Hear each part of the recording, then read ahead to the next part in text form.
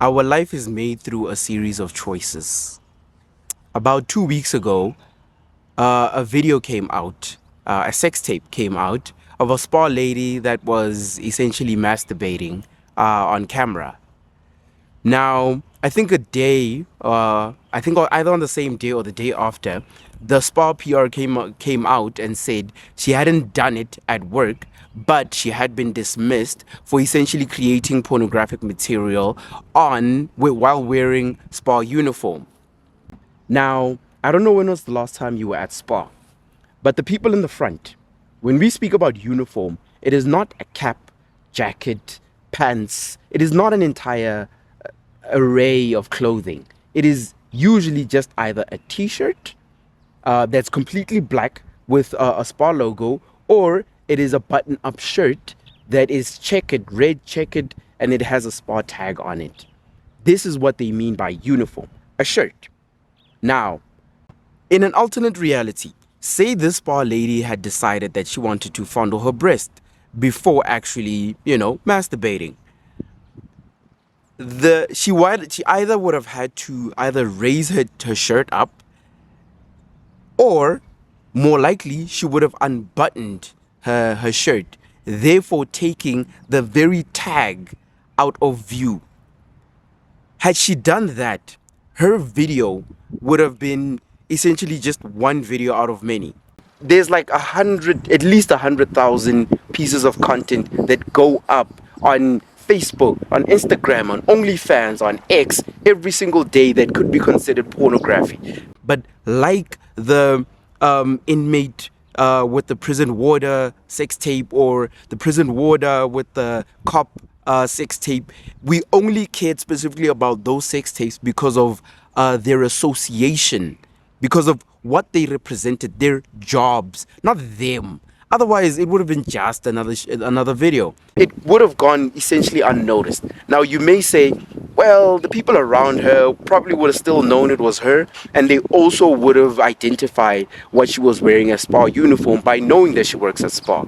And I say yes, but in a court of law, in labor court, in CCMA, she likely still would have won the case, because without definitive proof or a confession, they could not have dismissed her. Now, you may also say, this is easy to say in hindsight, and that is true. But I would caution you against that type of thinking. My friends and I have a rule. You never shit where you eat or sleep.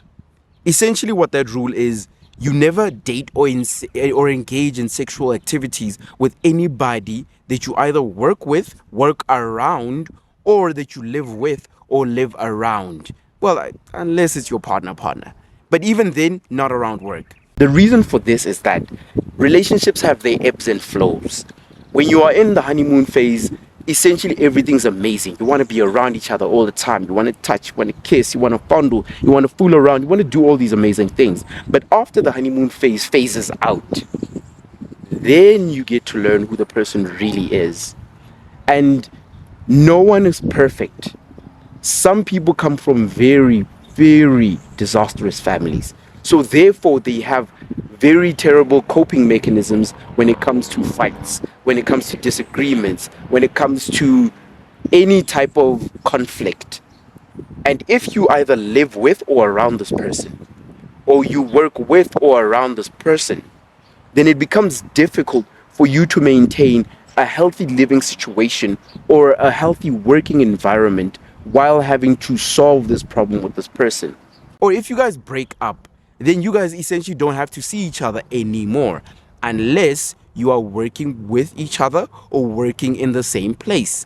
Or if you are living near or around each other or living in the same area, then it becomes harder to really let go of that same relationship. Now, I was talking to a friend today, and one of the things that we came across is that we'll never actually know how many disastrous relationships we could have likely come across had we not had that rule in place. Now, same thing applies to your life. There's certain rules. Like, a woman may say, I don't date guys that have kids. I don't date married men. I don't date women that have gold teeth. I don't date women that earn below a certain amount, or that go to certain places, or that do certain things, or have certain behaviors. And the reason for those rules is because even though there is a chance that you might miss out on a very good relationship, you are also missing out on potentially all the other disastrous relationships that you are likely to come across. Everyone knows dating people that are either in relationships or that are married or that have very complicated situations gets very troublesome very quickly, very easily. This is what is meant by life is made or broken by a series of small choices. We are human. We are very human. So all of us know how easy it is for us to feel a certain way one day and then feel completely different another way. You may feel completely in love with someone one day and then feel completely out of love with them the next day. This is the reason why we want commitments. We want people to actually say, we want them to commit that even if your feelings change tomorrow, I still feel secure that I've got you, that you've got me. This is why we say we're in a relationship. We say we're in a friendship. We say this is the reason why we sign contracts. So that even when your feelings change, you are still committed to this. And this is the benefits of having rules, not just for yourself, but for the people around you, so that you avoid the disasters that come from the ebbs and flows of feelings. These are the small changes that could make or break your life.